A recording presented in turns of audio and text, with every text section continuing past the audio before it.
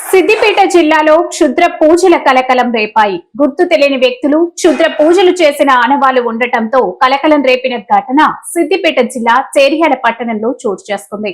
స్థానికులు తెలిపిన వివరాల ప్రకారం చెర్యాల పట్టణంలో శుక్రవారం అర్ధరాత్రి గుర్తు తెలియని వ్యక్తులు చెర్యాల బస్టాండ్ సమీపాన ఉన్న దుకాణం వద్ద షాపు యజమాని ఫోటోతో పాటు పసుపు, కుంకుమ, నిమ్మకాయలు, కొబ్బరికాయలు బొమ్మ ఉండటాన్ని స్థానికులు గుర్తించారు. అర్ధరాత్రి సమయాన పట్టణానికి చెందిన వ్యక్తులు లేక గుర్తు తెలియని వ్యక్తులు క్షుద్ర పూజలు చేసి ఉంటారని గ్రామస్తులు ఆరోపిస్తున్నారు. ఈ క్షుద్ర పూజల ఘటన జరగడంతో స్థానిక ప్రజలు భయాందోళనకు గురవుతున్నారు. స్థానికులు పోలీసులకు సమాచారం అందించారు. ఘటనా స్థలానికి చేరుకున్న పోలీసులు విచారణ చేపట్టారు.